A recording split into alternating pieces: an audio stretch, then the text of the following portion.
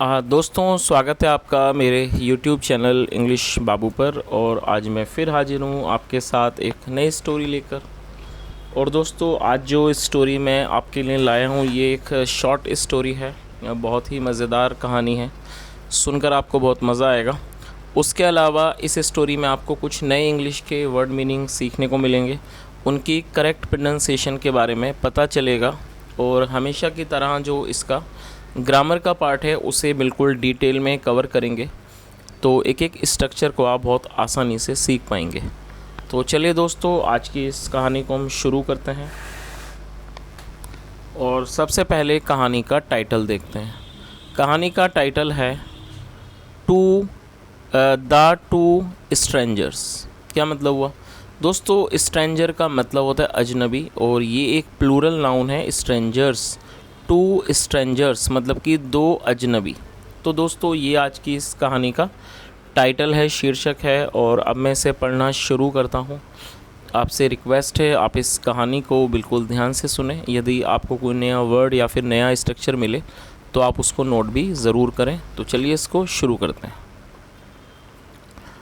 To strangers came to a village in the evening. क्या मतलब हुआ दोस्तों? ये जो हमारा वाक्य है ये पास्ट इंडेफिनिट का अफर्मेटिव वाक्य है। और जब हम पास्ट इंडेफिनिट में कोई भी अफर्मेटिव का वाक्य बनाते हैं तो वहाँ वर्ब की सेकंड फॉर्म का प्रयोग किया जाता है। कम का मतलब होता है आना, और ये सेकंड फॉर्म है केम। टू स्ट्रेंजर्स, दो अजनबी, दो अजनबी केम टू ए विलेज, दो अजनबी एक गांव आए इन द इवनिंग, शाम को। तो इस पूरी लाइन का क्या अर्थ हुआ कि दो अजनबी एक गांव आए शाम को। शाम में दो अजनबी गांव आए। They went to the sarpanch of that village and asked. क्या मतलब हुआ दोस्तों? दे का मतलब होता है वे या फिर वे लोग, और दे एक प्लूरल नाउन है। जब सब्जेक्ट में एक से अधिक व्यक्ति शामिल होते हैं तो वहाँ पर दे का प्रयोग किया जाता है, और ये एक प्लूरल नाउन है। तो इसका क्या अर्थ हुआ? They went to the sarpanch of that village मतलब वे लोग या वे उस गांव के सरपंच के पास गए। एंड आस्क्ड और पूछा, may we stay for the night in your village. क्या मतलब हुआ दोस्तों? ये जो हमारा वाक्य है ये एक रिक्वेस्ट की सेंस में बनाया हुआ सेंटेंस है।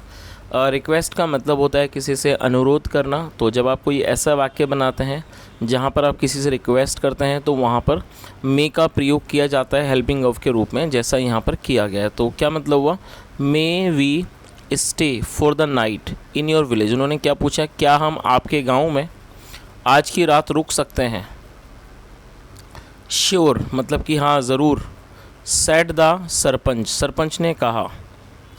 There is a house meant for strangers in our village. क्या मतलब हुआ? There is a house meant, और दोस्तों मेंट का मतलब होता है किसी चीज़ के लिए होना। तो उसने क्या जवाब दिया कि there is a house meant for strangers in our village मतलब कि हमारे गांव में इस तरह का एक घर है जो कि अजनबियों के लिए है। Which is meant for strangers मतलब कि जो अजनबियों के लिए है। यू मे स्लीप देयर, आप वहाँ सो सकते हो। And there is dinner for you to eat. क्या मतलब हुआ? And there is dinner for you to eat, और आपके खाने के लिए रात्रि का भोजन है। बट लेकिन there is an old custom in our village. क्या मतलब हुआ दोस्तों? कस्टम का मतलब होता है रिवाज।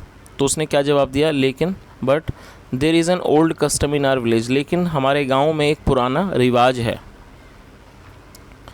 Strangers that sleep in our house must not snore. क्या मतलब हुआ दोस्तों? स्नोर का मतलब होता है खर्राटे लेना, खर्राटे मारना, उसे स्नोर कहा जाता है।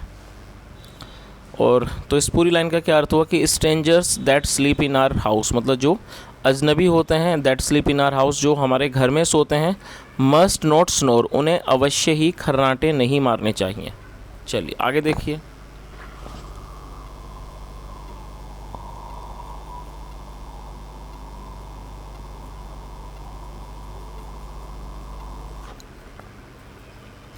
We kill the man who snores. क्या मतलब हुआ? वी किल द मैन मतलब हम उस आदमी को मार देते हैं हु स्नोर्स जो खर्राटे लेता है। और दोस्तों हु एक रिलेटिव प्रोनाउन है, जब हम किसी का रेफरेंस देना चाहते हैं तो यहाँ पर वहाँ पर हु का प्रयोग किया जाता है। तो इस पूरी लाइन का क्या अर्थ हुआ और इसको समझ लेते हैं। उसने क्या कहा कि we kill the man who snores, हम उस आदमी को मार देते हैं जो खर्राटे लेता है। The two strangers went to the house, और दोस्तों ये हमारा पास्ट इंडेफिनिट का ही अफर्मेटिव वाक्य है और ये गो की सेकंड फॉर्म है। The two strangers went to the house, जो दो अजनबी थे वो घर में चले गए, went to the house. They had a good meal there and then they went to sleep. क्या मतलब हुआ? They had a good meal there मतलब वहाँ उनको बहुत ही अच्छा जो खाना था, जो रात्रि का भोजन था वो प्राप्त हुआ, जो अच्छा भोजन मिला। एंड देन और फिर दे वेंट टू स्लीप और फिर वो सोने चले गए। चलिए आगे देखिए। दे स्लेप्ट वेल, क्या मतलब हुआ? और दोस्तों स्लीप का मतलब सोना और ये सेकंड फॉर्म है, और वेल मतलब अच्छे से। दे स्लेप्ट वेल मतलब वो अच्छे से सोए। 1 hour पास्ट, पास का मतलब होता है गुजर जाना और ये सेकंड फॉर्म है, आप इसे नोट कर सकते हैं। 1 hour पास्ट मतलब कि 1 घंटा गुजर गया। 2 hours पास्ट, 2 घंटे गुजर गए। देन फिर one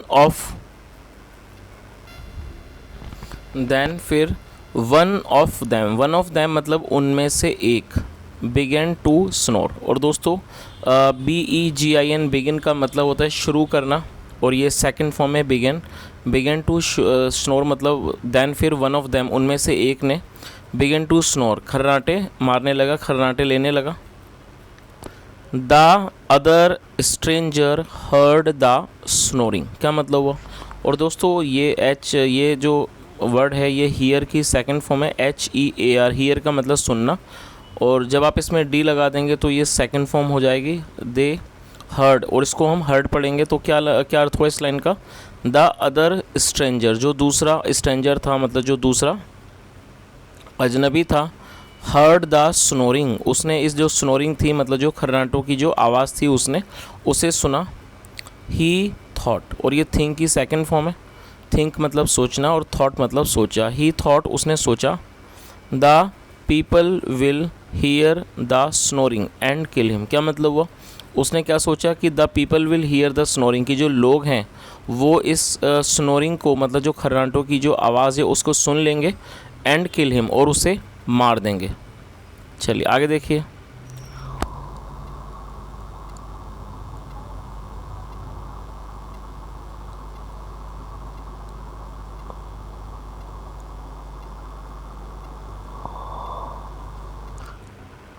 the stranger wanted to save the stranger sleeping by his side, क्या मतलब हुआ? दोस्तों ये जो हमारा वाक्य है ये भी पास्ट इंडेफिनिट का ही अफर्मेटिव वाक्य है, जहाँ पर वर्ब की सेकंड फॉर्म का प्रयोग किया जाता है। लेकिन यहाँ आप देखिए कि इस वाक्य में दो वर्ब का प्रयोग करके वाक्य को बनाया गया है। पहली वर्ब है हमारी ये want मतलब चाहना, और ये सेकंड फॉर्म है wanted मतलब चाहता था, और दूसरी वर्ब है सेव मतलब बचाना। तो जब आप कोई भी ऐसा वाक्य बनाना चाहते हैं जहाँ पर दो वर्ब का प्रयोग किया जाना है, तो जो पहली वर्ब है उसे आपको टेंस के अकॉर्डिंगली यूज़ करना है, और उसके बाद आपको टू लगाना है, और टू के बाद वर्ब की फर्स्ट फॉर्म लगानी है। जो भी दूसरी वर्ब है उसकी आपको फर्स्ट फॉर्म लगानी है। तो इस लाइन का क्या अर्थ हुआ? The stranger wanted to save the stranger, मतलब जो अजनबी था वो दूसरे अजनबी को बचाना चाहता था। स्लीपिंग जो कि सोया हुआ था, बाय हिज साइड जो कि उसकी तरफ मतलब जो कि उसकी साइड में सोया हुआ था वो उसे बचाना चाहता था। चलिए आगे देखिए। He thought a little and then began to sing, क्या मतलब हुआ? ये भी थिंक की सेकंड फॉर्म है thought.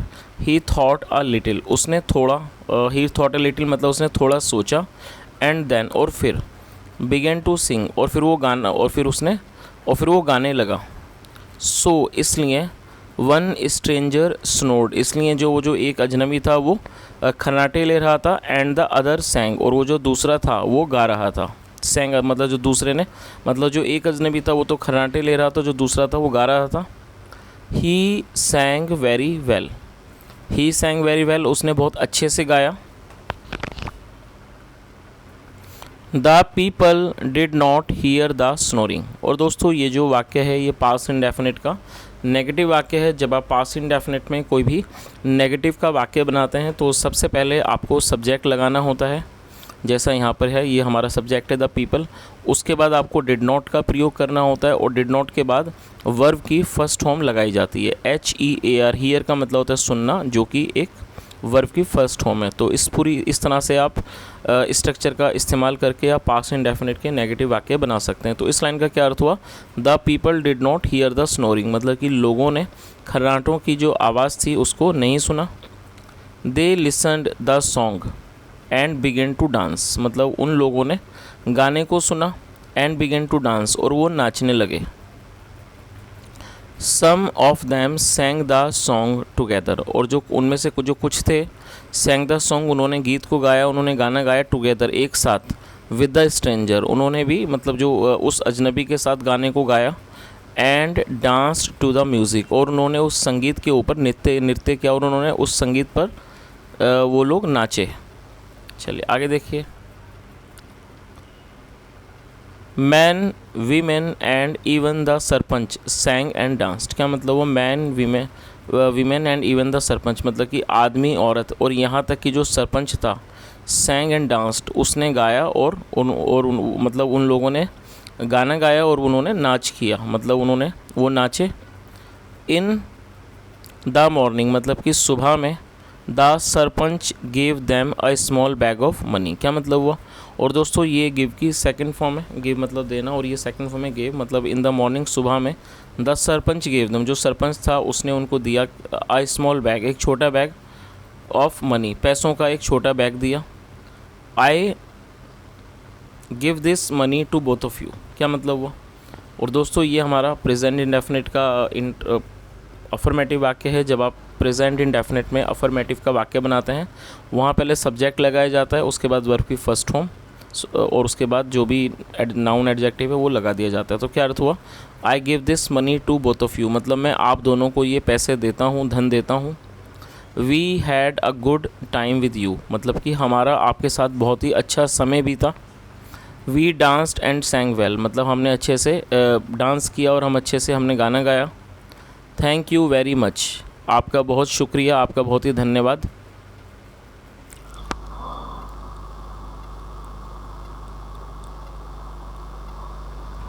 The strangers left the village happily, और दोस्तों ये जो हमारा वाक्य है ये भी पास्ट इंडेफिनिट का अफर्मेटिव वाक्य है, और लीव का मतलब होता है छोड़ना, निकलना, किसी जगह से रवाना होना, और ये उसकी सेकंड फॉर्म है लेफ्ट।